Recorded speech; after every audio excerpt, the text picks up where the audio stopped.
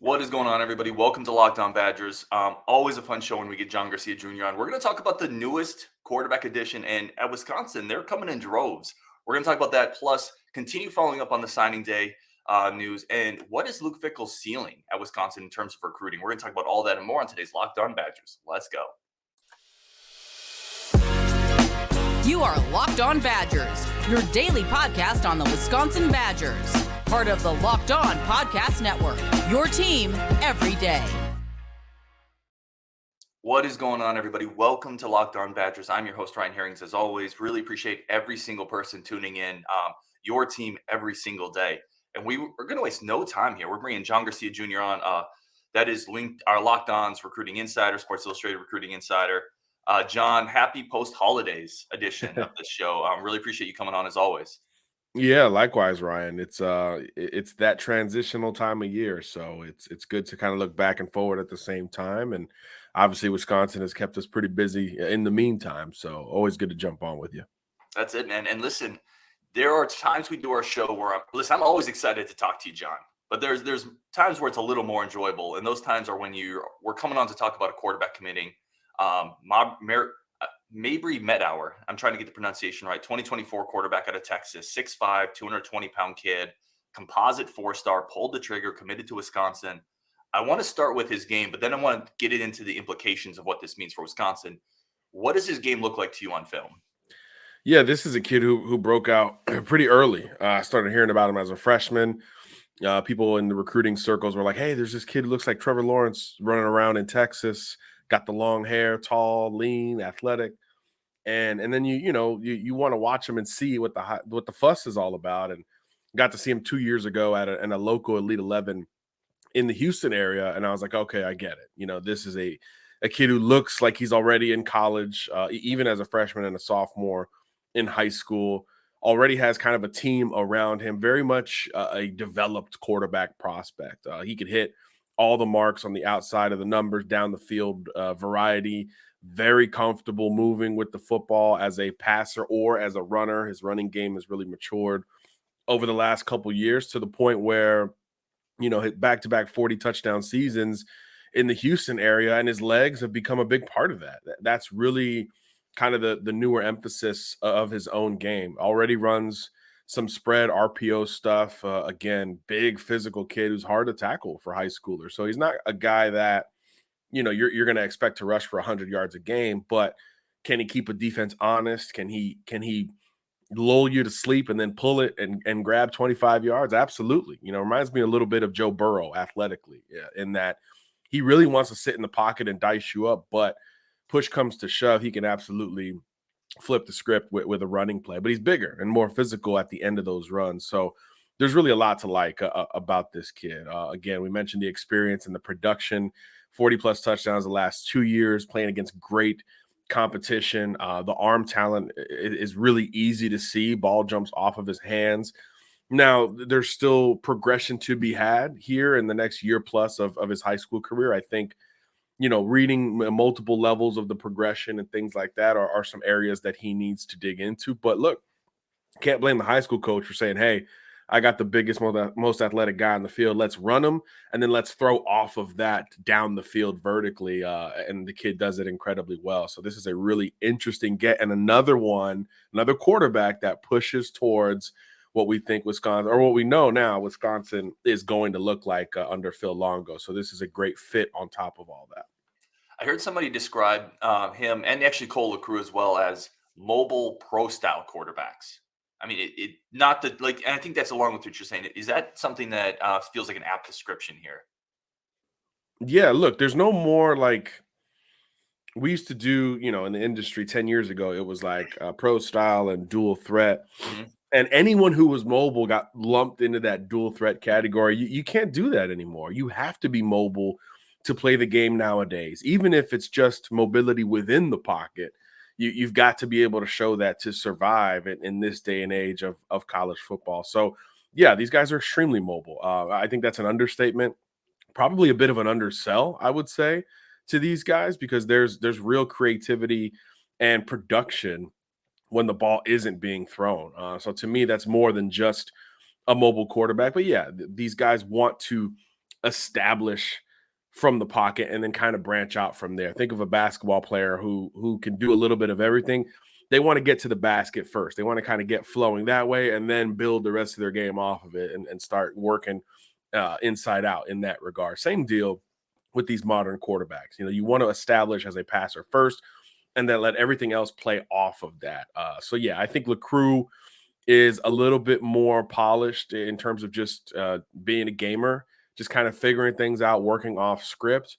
But I think from a physical talent standpoint, Marbury's he's got the build, he's got the body, he's got the athleticism and the arm within the confines to really execute at a very high level. So it's almost like they need to kind of fuse together and pull from each other's strengths.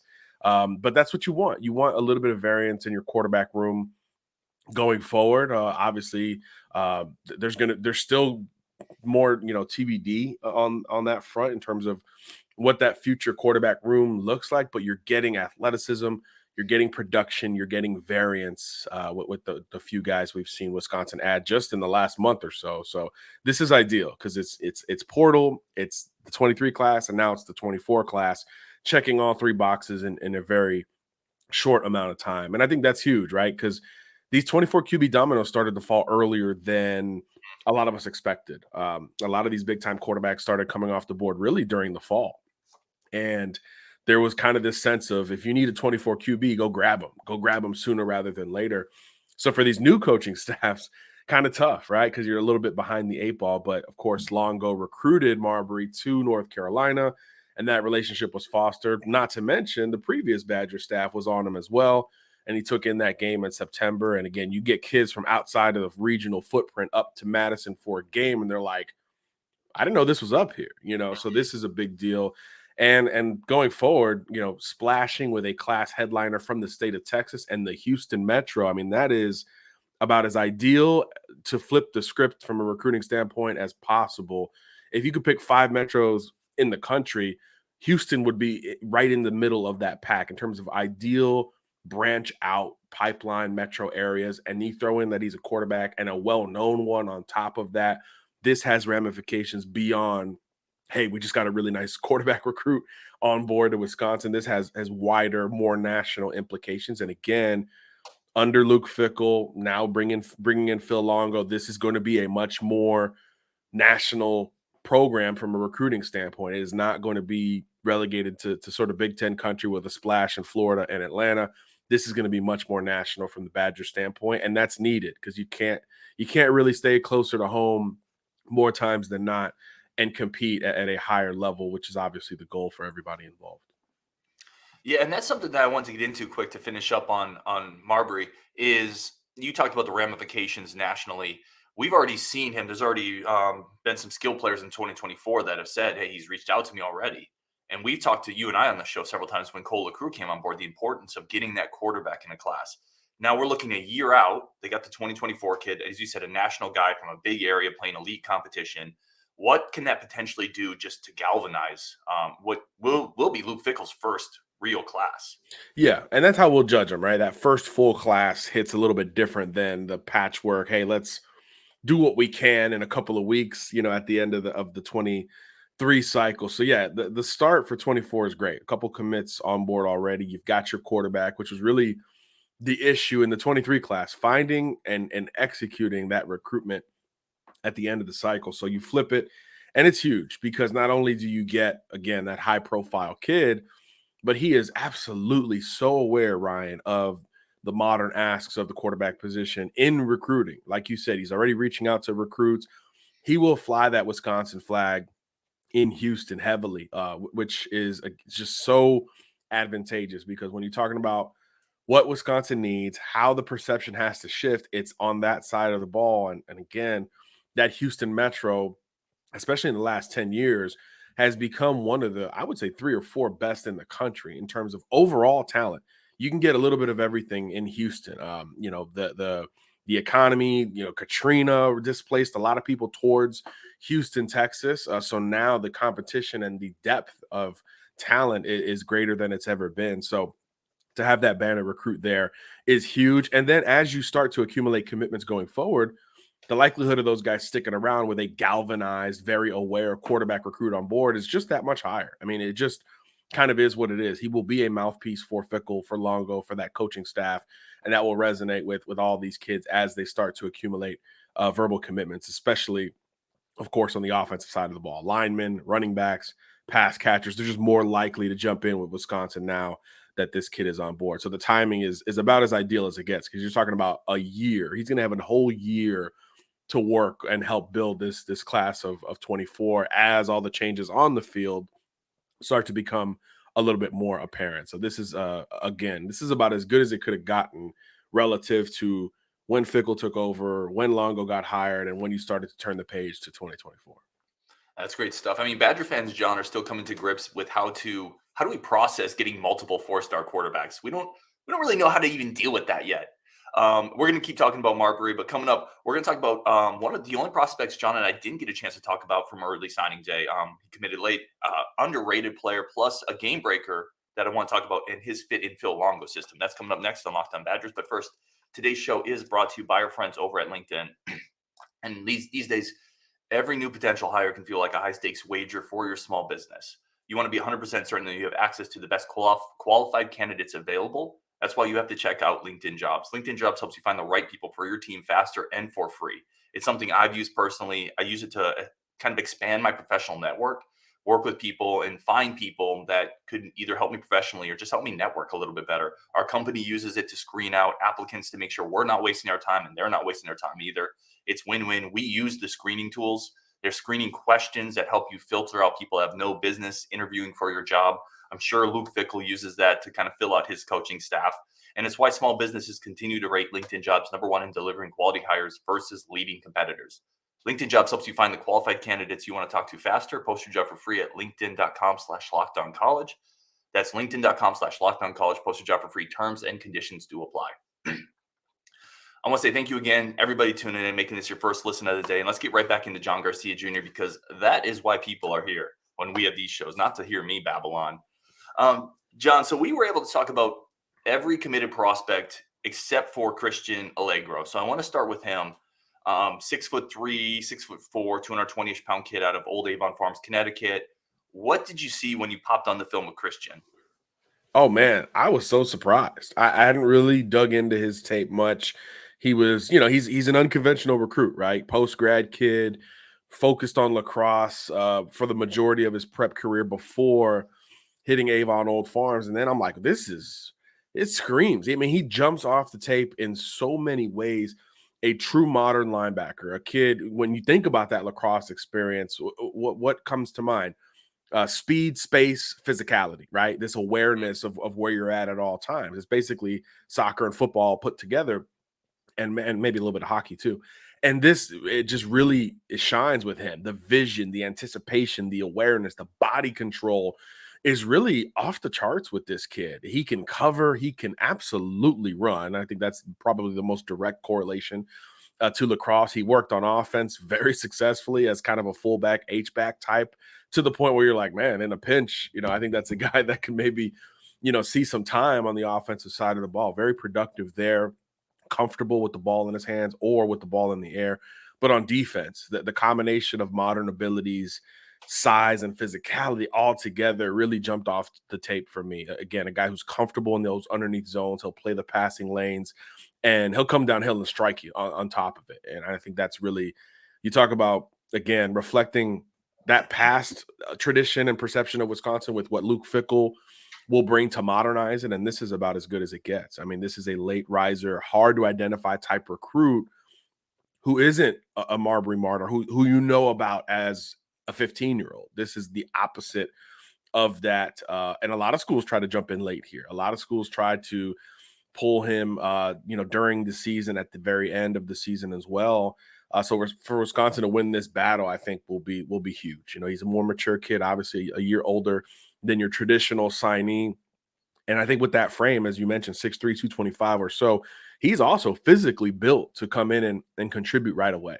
And when you're talking about a transition, the roster overhaul that is already ongoing and will continue after spring ball, with probably a good bit of portal entries after that point, this is the kind of freshman that could come in and truly crash the rotation early. We've seen modern 3-down linebackers do that everywhere in college football. It's one of the quicker transitions we're starting to see. We used to say, well, running back, wide receiver, defensive end, these are the positions where a freshman could really come in and have an impact, even situationally. Now we're seeing these modern 3-down linebackers have that same opportunity. And I think this kid could absolutely be one of those types at Wisconsin, or even if he went somewhere else. He is that interesting on tape, that well-rounded, that polished. And again, the frame is college ready on top of it. So this is quite the surprising recruit to dig into late in the game, but Wisconsin fans should be really excited about him. Yeah, you mentioned something there that I thought was really interesting is the coverage ability. That's the first thing to me that popped off of film. He used to play a little safety. You can tell he can run with tight ends down the seam. You and I have talked about modern tight ends and how big of a nightmare they are to deal with. Every fan base thinks every prospect they have that's not a 4-star is under recruited, underrated. I mean, that's just kind of what we do. But this guy particularly, it feels like if he was in an Old Avon Farms in Connecticut is a good program, but it's still in Connecticut. If he was in a bigger program, this feels like a guy that would have a lot more buzz. 100%, 100%. This is, again, and his story's unconventional, right? The post grad situation and the lacrosse situation, either of those would really detract you from early identification and truly the ability to see the kid. Then you throw in, he's tucked away in Connecticut, and it makes it that much harder for folks to just overlap with him. Again, to take it back to the 24 QB, we weren't looking for him when we saw him, right? We just happened to be in Houston where there's always so much talent.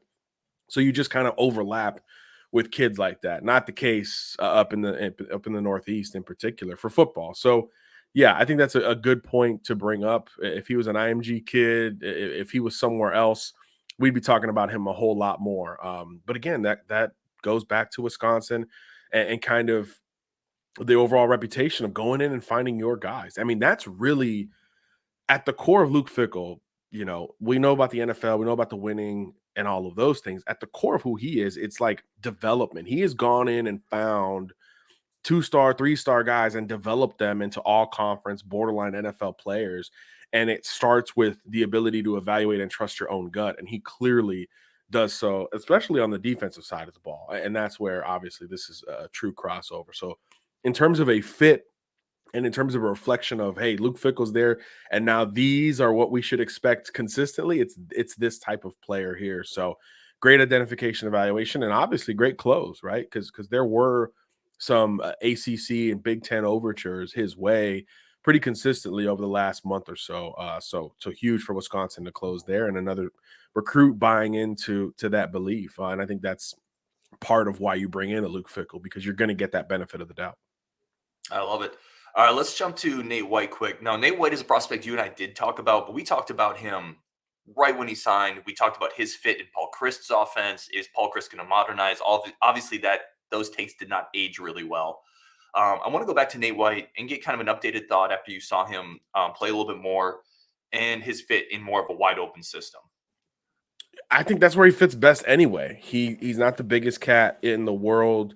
Very comfortable in space, very much kind of built like a change of pace type back anyway.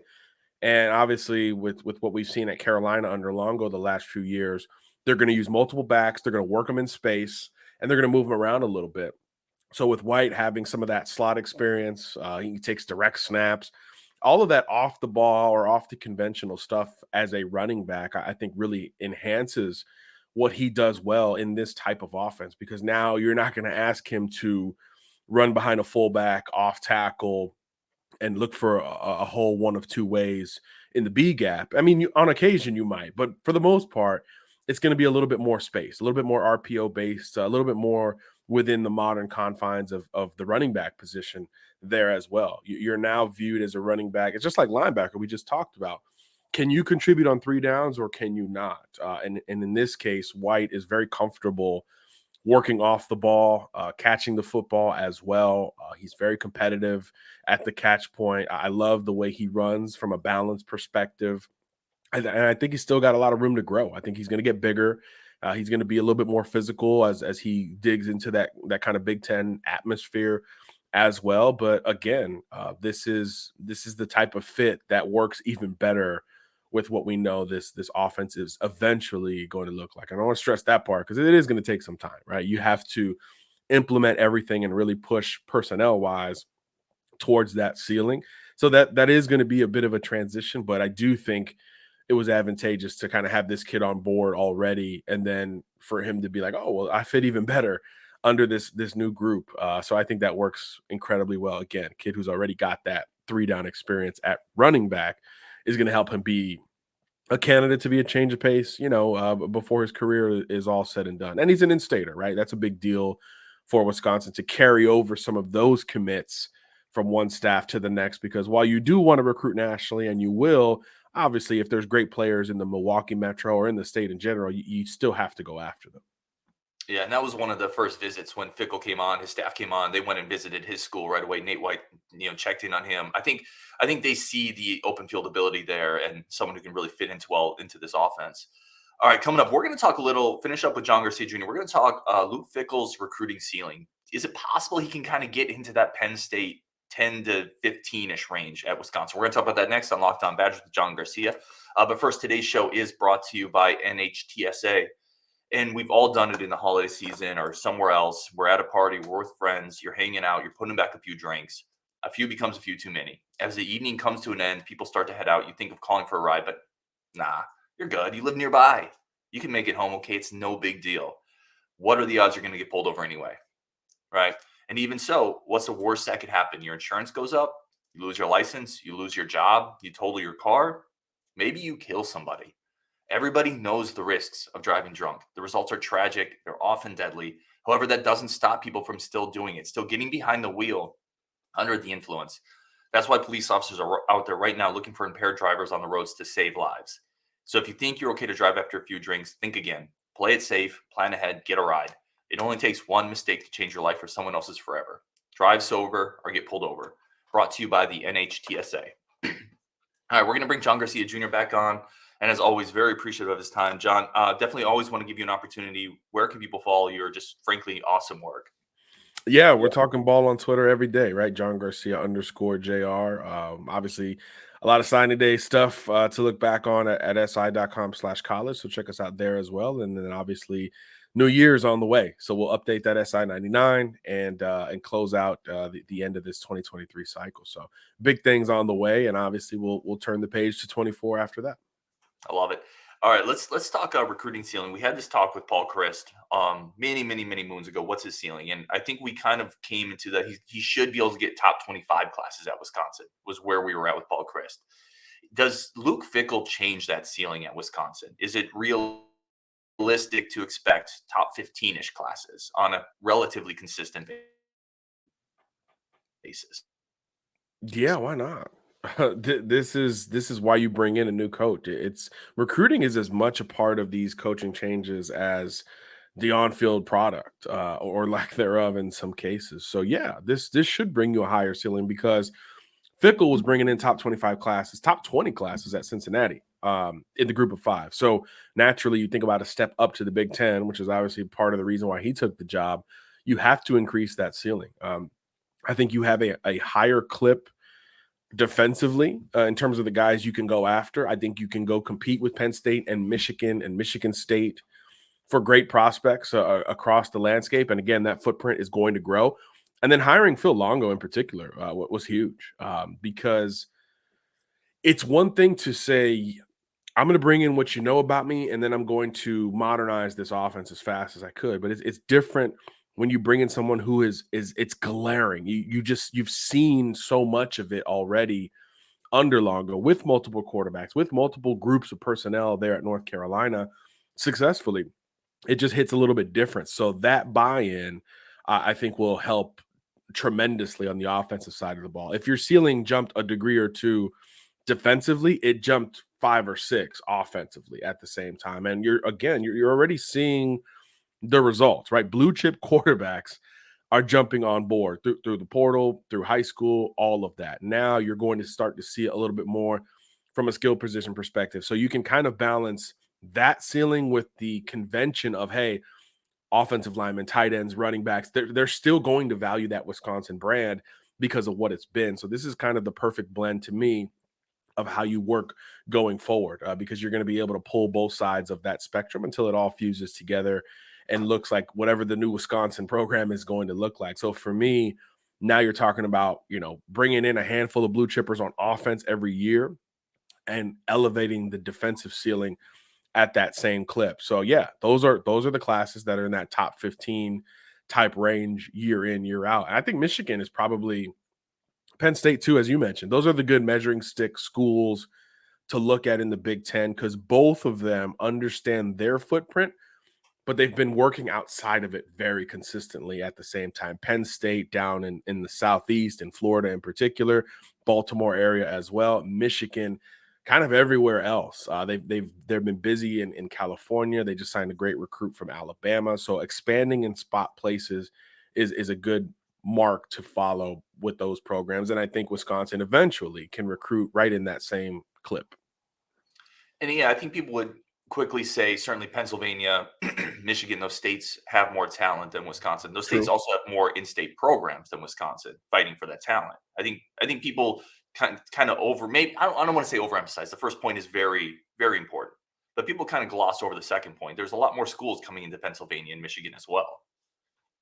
That's a great point. Yeah. I mean, my gosh. I mean, how many teams across the Eastern Seaboard and the Big Ten footprint recruit Philadelphia and the Pittsburgh Metros? Yeah, of course. Yeah, that's a great point to bring up. And the Detroit Metro has really grown from a talent perspective over the last decade or so. I mean, heck, the number one player for us was Dante Moore, right in Detroit, right? So yeah, you've got more talent, but you've got more schools involved there as well. So that's a very good point to bring up, and that's something that has helped to push those programs to move outside of the footprint a little bit sooner, maybe than they had planned. So that's something, again, I think Wisconsin was already going to buy into, particularly in the state of Ohio and beyond with Fickell's connections. But I think that's just something we're going to see more and more consistently, especially again with the combination of Fickell defensively and Longo offensively. Name recognition, comfort, stability, all that stuff is going to be there for Wisconsin. And that offer is going to hit a little bit different here going forward. Great stuff as always with John Garcia Jr., Locked On's Recruiting Insider. Thank you guys so much for tuning into the show today. Post-holiday edition. We're going to keep it going. We got a bowl game tonight. Be excited for that. He is John Garcia Jr. I'm sure we're going to get him back on the show next week if possible. John, thank you so much as always, my friend. Thanks for having me, Ryan. Take care. On Wisconsin, and we'll talk to y'all later.